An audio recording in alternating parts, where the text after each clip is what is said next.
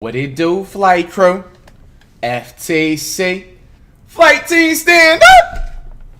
FTC the strongest. Is finally August. We got LeBron is working on his next super team. Check it out. Only 3 weeks into Jimmy the Harrow offseason, and already the league looks like a completely different place than it did. Look at the title, first of all, bro. First of all, he's been making the super teams. He started that. He needs a super team for the rings. Almost forgot to say that. So far this offseason, 85 players have either signed to a new team or were traded to a new team. 85. They're doing this all for Curry, yo. This is 19% crazy. Of the entire They're that league scared. wearing a different jersey next season. And with all these big moves going down, there will be a lot of changes in this upcoming season. The Bulls signed DeMar DeRozan and the GOAT himself, Alex Caruso, who will team up with his fellow former Laker, Lonzo Ball, which now officially makes Michael Jordan the second greatest Bulls player ever. After their most successful season in a decade, the Knicks had a great offseason so far, re-signing Julius Randle and Derrick Rose, trading for Kemba Walker, and signing Evan Fournier. The Knicks now look like one of the better teams in the Eastern Conference. Going forward, the playoffs should no longer be just a goal for the Knicks, but rather an expectation. On the other hand, it seems like the Blazers have gone in the opposite direction lately. For the last 2 seasons, Damian Lillard has been begging that Trailblazer ownership give him better tools to work with, so he doesn't have to score 40 a game just to give his team a chance in the playoffs. Oh, scoring 40 is too difficult. Curry does better. Cody Zeller, Ben McLemore, Tony Snell, while simultaneously losing Enes Kanter, Zach Collins, and Carmelo Anthony.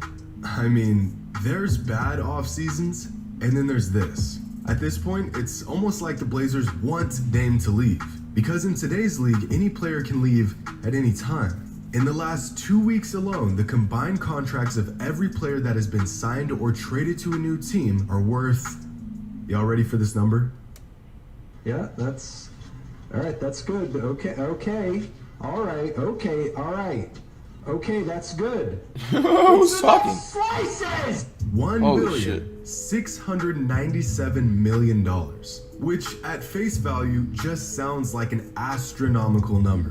But for reference, in the entire history of the WNBA, which has been around for 25 seasons, there have been a total of $271 million worth of player contracts. Which means in just the last 3 weeks, NBA players who were signed or traded to new teams have agreed to over 6 times more money in contracts than every single WNBA player in the history of the WNBA. All of these contracts were signed in just 20 days. All of these contracts were signed over the course of 25 years. Sheesh. But this number doesn't even include the contracts of players that re-signed with their current teams over the last 3 weeks. If we include those contracts, this insane number inflates all the way to $3,683 million, including Steph Curry's 4-year extension for $250 million. Curry got the big racks. Stephen Curry will have made more money than every single WNBA player ever. That's wrong for doing that comparison. But Stephen Curry is the kind of player that you pay whatever you need to keep him around. He demands that type of money. He's the best player to ever play the game. Because for every good he honestly deserves 400,000. There's about a dozen bad ones. The Miami Heat just re-signed Duncan Robinson for $90 million. 400 million to be exact. The largest contract of any undrafted free agent in NBA history. And I'm happy for the guy. But that also means that next season, Robinson will be making more money than players like Jordan Clarkson, Christian Wood, and Jonas Valanciunas. On that same note, Duncan Robinson's got the teammate bag. Jimmy Butler just signed a max extension worth $184 million. Hey. Now, don't get me wrong. Butler is a great player. Look what they just said. This is what waking up at 5 a.m. gets you. Christian Wood, take it as inspiration. Still doesn't win a ring though. Duncan Robinson's teammate Jimmy Butler just signed a max extension worth $184 million.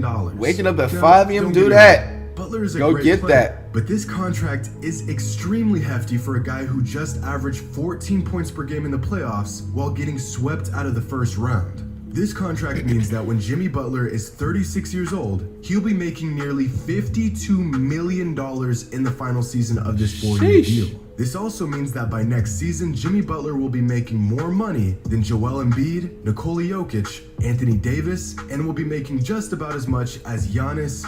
Like I said, Butler is a great player who offers a lot more than just numbers on a box score. But to pay him like he's a generational talent doesn't seem like the best investment for a franchise looking to build on their young talent. But the big story that has unfolded over the last 2 weeks is the Los Angeles Lakers. There is a lot to unpack here. So where do we begin? Well, for starters, the Lakers are a completely different team than they were even 2 weeks ago.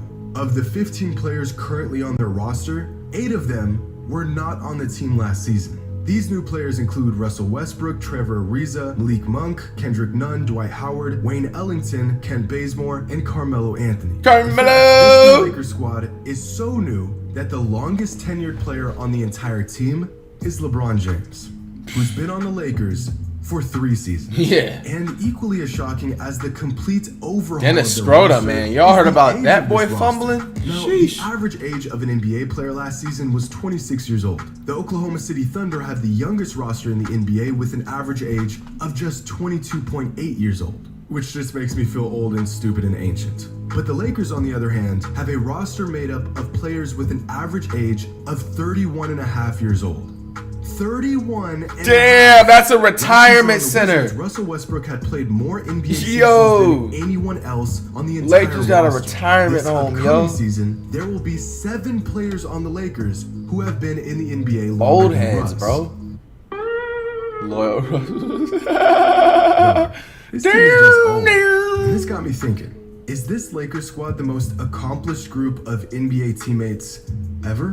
I mean, with all that age comes experience and accomplishments. So here's a breakdown of some of the major accolades and awards that the 2021-2022 Lakers roster has amassed, including some absolutely ridiculous totals like 55 All-Star appearances and 17 All-Defensive Team selections. If we compare these numbers to, let's say, the 2017-2018 Warriors, it's not even close. Yeah, stop That's trying to because copy this the isn't a fair Warriors. comparison. Don't even come At the close. time, the stars of the 2017-18 Warriors We're only watching the Los Angeles Lakers games for Carmelo. Awards left to win, but the exact opposite. Bro, can it's be gonna said be a about this fire Lakers NBA team. season, Most though. of the big names are past their primes. Their best days on the court long behind them. So instead of comparing them to the Warriors, let's try to find a more suitable comparison. What about last year's Nets team? Still, not even close. Okay, let's try the 2017-2018 Cavaliers, an experiment similar to this Lakers team that LeBron tried to pull off, recruiting old friends and big names of the past to try to win a ring. Still, nowhere close to the 2022 Lakers. Alright, I've got a team that I think is pretty comparable. The 2003-2004 Lakers, when the organization brought in Karl Malone on his last leg and a serviceable Gary Payton to try to make up for the deteriorating That is crazy, relationship though. They between did have Kobe Gary and Shaq. Payton and Malone at one time. Well, we're getting closer, but still not there. Okay, let's try one last roster. One of the biggest failed experiments in recent NBA history that also took place within the Lakers organization. The 2012-2013 Lakers, when Kobe Bryant and Pau Gasol joined forces with veteran Steve Nash and a prime Dwight Howard. If y'all can recall, when this team was assembled, it broke headlines. On paper, one of the most stacked teams of the last few decades, and a roster that most closely resembles the star power and accomplishments of this 2022 Lakers team. This team had the second best preseason odds to win a championship that season. Fast forward 8 months, a bunch of injuries, and one clean sweep by the Spurs in the first round of the playoffs, and this roster was never to be seen or heard from again. And we all quickly learned that how a roster looks on paper compared to reality can often be 2 very different things. I think we can all agree that this Lakers team is more talented than the 2012 team. Anthony Davis is in his prime. LeBron is still looking like a top 5 player in the league. Westbrook just led the NBA in assists on his way to averaging a triple. He did not double lead for the fourth NBA in time his assists. career. That is Carmelo fake Anthony stats. has found new life as a great spark off the bench. Still one of the That best man shot makers in goes the game. 25 and Dwight 1 Howard assist a is, game. Well, he's Dwight Howard. Aside from age, the biggest knock Dwight on this Howard's team just being there. their He's lack not of even shooting. fucking But awesome. if you take a closer look at this roster, they have more shooting power than you may believe, with 4 players shooting better than 40% from downtown. THC. But these guys, we won't talk about them. But it seems like the biggest question about this newly assembled roster is whether they are a super team or not. And in my opinion, the obvious answer is yes, of course they are. Simply because they have 2 all-NBA caliber players and another all-star caliber player as well. I'm really not sure how you would make the argument that this isn't a super team, and it honestly has nothing to do with Melo signing or the addition of Dwight, but rather because we already know that AD and LeBron can win a title with an average supporting cast. So a championship level team adds an all-star and more depth. Well, you do the math. And just like every other super team ever assembled, there's really only 2 outcomes to this experiment. A, they at least make it to the finals and meet expectations, or B, they completely fall apart before the playoffs even begin. This has been the fate of every single super team in existence, at least in regards to their first season together. There's really been no in between. Just take a look at the successful and attempted super teams in recent history. The 2018 Thunder was a bust. The 2018 Cavaliers, bust. The 2017 Warriors, championship. Hey! The 2015 Cavaliers, finals, and then championship the next season. The 2012 Lakers was a bust. The 2010 Heat, a trip to the finals, and then a championship the next season. The 2007 Celtics, championship. And the 2003 Lakers, bust.